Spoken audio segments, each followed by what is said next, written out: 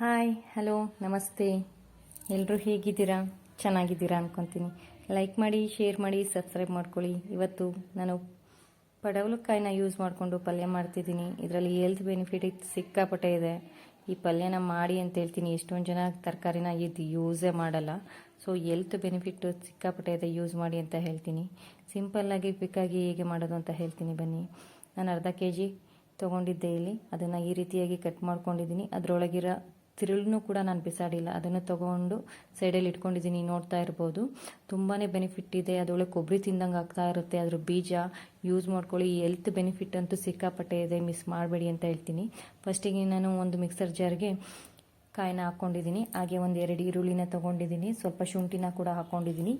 2 tomato ಕೂಡ use ಮಾಡ್ಕೊತಿದ್ದೀನಿ. ಇಲ್ಲಿ ನಾನು ಸ್ವಲ್ಪ ಕೊತ್ತಂಬರಿ ಹಾಕ್ಕೊಂಡಿದ್ದೀನಿ. 1 ಟೇಬಲ್ ಸ್ಪೂನಷ್ಟು ಉರಿಗಡ್ಡೆ ಯೂಸ್ ಮಾಡ್ಕೊತಾ ಇದ್ದೀನಿ. ಇಷ್ಟನ್ನು ಹಾಕಿ ನಾನು ಫೈನಾಗಿ ಪೇಸ್ಟ್ ಮಾಡ್ಕೊಂಡಿದ್ದೀನಿ.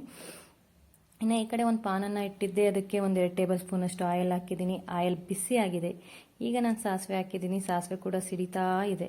ಈಗ ನಾನು ಕರಿಬೇವನ್ನ ಹಾಕ್ಕೊಂಡಿದ್ದೀನಿ. ಹಾಗೆ ಒಂದು 1/4 ಭಾಗದಷ್ಟು ಈರುಳ್ಳಿನ ಸಣ್ಣದಾಗಿ ಕಟ್ ಮಾಡ್ಕೊಂಡಿದ್ದೆ. ಅದು ಕೂಡ ನಾನು ಹಾಕ್ಕೊಂಡು ಒಗ್ಗರಣೆಯಲ್ಲಿ ಫ್ರೈ ಮಾಡ್ಕೊತಾ ಇದ್ದೀನಿ. ಈ ಮೂಮೆಂಟಲ್ಲಿ ನಾನು ರಾತ್ರಿನೇ ಒಂದು ಸ್ವಲ್ಪ ಕಡಲೆಕಾಳನ್ನು ನಾನು ನೆನೆಸಿಟ್ಕೊಂಡಿದ್ದೆ. ಈ ಪಟಲಕಾಯಿ ಜೊತೆ ಕಡಲೆಕಾಳು ಹಾಕೋದ್ರಿಂದ ತುಂಬಾ ಒಳ್ಳೆ ಕಾಂಬಿನೇಷನ್ ಆಗಿರುತ್ತೆ, ಟೇಸ್ಟಿಯಾಗಿರುತ್ತೆ. ಹಾಗಾಗಿ ನಾನು ರಾತ್ರಿನೇ ನೆನೆಸಿಟ್ಕೊಂಡಿದ್ದೆ. ಅದನ್ನು ಕೂಡ ಯೂಸ್ ಮಾಡ್ಕೊತಾ ಇದ್ದೀನಿ. ಮತ್ತು ಈ ಎರಡನ್ನು ಹಾಕಿ ನಾನು ಚೆನ್ನಾಗಿ ಮಿಕ್ಸ್ ಮಾಡ್ಕೊತಾ ಇದ್ದೀನಿ. ಒಗ್ಗರಣೆಯಲ್ಲಿ 1-2 ನಿಮಿಷ ಕುಕ್ ಆಗಲಿ. ಈ ಪಟಲಕಾಯಲ್ಲಿ ತುಂಬಾ ಹೆಲ್ತ್ ಬೆನಿಫಿಟ್ ಇದೆ. ಶುಗರ್ ಇರೋರಿಗಂತೂ ತುಂಬಾ ಒಳ್ಳೆಯದು.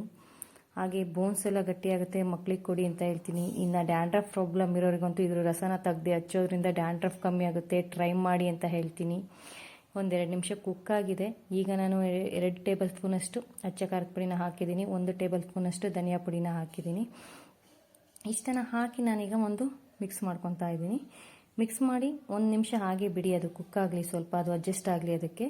ಹಾಗಾಗಿ ಚೆನ್ನಾಗಿ ಮಿಕ್ಸ್ ಆಗುತ್ತೆ. ಹಾಗಾಗಿ ನಾನು 1-2 ನಿಮಿಷ ಹಾಗೆ ಬಿಟ್ಟಿದ್ದೆ ಇದನ್ನು ಮಿಕ್ಸ್ ಮಾಡಿ. ಪಿತ್ತಕೋಶಕ್ಕೆ ಕೂಡ ಪಟವಲಕಾಯಿ ತುಂಬಾ ಒಳ್ಳೆಯದು. ಪಟವಲಕಾಯಿ ಕೆಲವ್ರು ತಿನ್ನೋದೇ ಇಲ್ಲ. ಹೆಲ್ತ್ ಬೆನಿಫಿಟ್ ಅಂತೂ ಸಿಕ್ಕಾಬಟ್ಟೆ ಇದೆ, ಯೂಸ್ ಮಾಡಿ. ಚಪಾತಿ, ದೋಸೆ, ರೊಟ್ಟಿ, ಇವನ್ ರೈಸಿಗೂ ಕೂಡ ತುಂಬಾ ಚೆನ್ನಾಗಿರುತ್ತೆ ಅಂತ ಹೇಳ್ತೀನಿ. ತುಂಬ ಮೈಲ್ಡಾಗಿರುತ್ತೆ. ನಾನಿಲ್ಲಿ ಯಾವುದೋ ಜಾಸ್ತಿಯಾಗಿ ಅತಿಯಾಗಿ ಮಸಾಲೆನ ಯೂಸ್ ಮಾಡ್ತಿಲ್ಲ. ಟ್ರೈ ಮಾಡಿ ಅಂತ ಹೇಳ್ತೀನಿ. ನಾನು ಮೊದಲೇ ಮಸಾಲೆನ ರುಬ್ಬಿಟ್ಕೊಂಡಿದ್ದೆ, ಅದನ್ನು ಹಾಕ್ಕೊಂಡಿದ್ದೀನಿ. ಹಾಗೆ ಅದೇ ಮಿಕ್ಸಿ ಜಾರ್ಗೆ ಸ್ವಲ್ಪ ನೀರನ್ನು ಕೂಡ ಹಾಕ್ಕೊಂಡು ಬಗ್ಸ್ಕೊಂಡಿದ್ದೀನಿ. ಇಷ್ಟೇ ನೀರನ್ನು ನಾನು ಹಾಕ್ತಾ ಇರೋದು. ಇದ್ರ ಮೇಲೆ ನಾನು ನೀರು ಹಾಕ್ತಾ ಇಲ್ಲ, ಯಾಕಂದರೆ ನಾನು ಗ್ರೇವಿ ಮಾಡ್ತಾ ಇಲ್ಲ. ಇಲ್ಲಿ ನಾನು ಮಾಡ್ತಾ ಇರೋದು ಪಲ್ಯ, ಆದ್ದರಿಂದ ನನಗಿಷ್ಟೇ ವಾಟರ್ ಸಾಕು. ಈಗ ಚೆನ್ನಾಗಿ ಮಿಕ್ಸ್ ಮಾಡಿಕೊಂಡು ರುಚಿಗೆ ತಕ್ಕಷ್ಟು ಉಪ್ಪನ್ನು ಹಾಕ್ಕೊಂಡಿದ್ದೀನಿ. ಉಪ್ಪನ್ನು ಕೂಡ ಹಾಕ್ಕೊಂಡು ನಾನೀಗ ಚೆನ್ನಾಗಿ ಮಿಕ್ಸ್ ಮಾಡ್ಕೊತಾ ಇದ್ದೀನಿ. ಚೆನ್ನಾಗಿ ಮಿಕ್ಸ್ ಮಾಡಿಕೊಂಡು ನಾನು ಕುಕ್ಕರ್ ಲಿಡ್ಡನ್ನು ಕ್ಲೋಸ್ ಮಾಡ್ತೀನಿ. ಕುಕ್ಕರ್ ಲಿಡ್ಡನ್ನು ಕ್ಲೋಸ್ ಮಾಡಿ ನಾನು 3 ವಿಸಲ್ ತೊಗೊಂಡಿದ್ದೆ. ಅದು ಕಂಪ್ಲೀಟ್ ಕೂಲ್ ಆದಮೇಲೆ ನಾನು ಕುಕ್ಕರ್ ಲಿಡ್ಡನ್ನು ಓಪನ್ ಮಾಡ್ತಾ ಇದ್ದೀನಿ. ನೋಡ್ಬೋದು ನೀವು, ನಾನು ಈ ಕುಕ್ಕರ್ ಲಿಡ್ಡನ್ನು ಓಪನ್ ಮಾಡಿದ್ದೀನಿ. ಚೆನ್ನಾಗಿ ಬೆಂದಿದೆ. ಇಷ್ಟು ಬೆಂದರೆ ಸಾಕು. ನಾನು ಒಂದ್ಸತಿ ಮಿಕ್ಸ್ ಮಾಡಿಕೊಂಡು ಮತ್ತೆ ಸ್ಟವನ್ನು ಆನ್ ಮಾಡ್ಕೊಂಡಿದ್ದೀನಿ ಕೊನೆಯಲ್ಲಿ. ಮತ್ತೆ ಯಾಕಂದರೆ ನಾನೀಗ ಕೊನೆಯಲ್ಲಿ ಸ್ವಲ್ಪ ಕಾಯಿ ತುರಿ ಮತ್ತು ಕೊತ್ತಂಬರಿನ ಹಾಕ್ಕೊತಾ ಇದ್ದೀನಿ. ಹಾಗಾಗಿ ಮತ್ತೆ ನಾನು ಸ್ಟವನ್ನು ಆನ್ ಮಾಡ್ಕೊಂಡಿದ್ದೀನಿ. ಸೊ ನಾನೀಗ ಕಾಯಿ ತುರಿ ಮತ್ತು ಕೊತ್ತಂಬರಿನ ಹಾಕಿ ಒಂದೊಳ್ಳೆ ಮಿಕ್ಸ್ ಕೊಟ್ಟಿದ್ದೀನಿ. ಪಟವಲಕಾಯಿ ಪಲ್ಯ ರೆಡಿಯಾಗಿದೆ.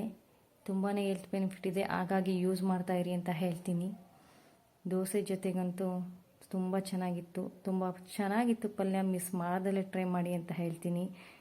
ನಾನು ನನ್ನ ನೆಕ್ಸ್ಟ್ ವಿಡಿಯೋದಲ್ಲಿ ಸಿಗ್ತೀನಿ. ಈ ನನ್ನ ರೆಸಿಪಿ ನಿಮಗೆ ಇಷ್ಟ ಆಗಿದ್ದರೆ ಲೈಕ್ ಮಾಡಿ, ಶೇರ್ ಮಾಡಿ, ಸಬ್ಸ್ಕ್ರೈಬ್ ಮಾಡ್ಕೊಳ್ಳಿ ಅಂತ ಹೇಳ್ತೀನಿ.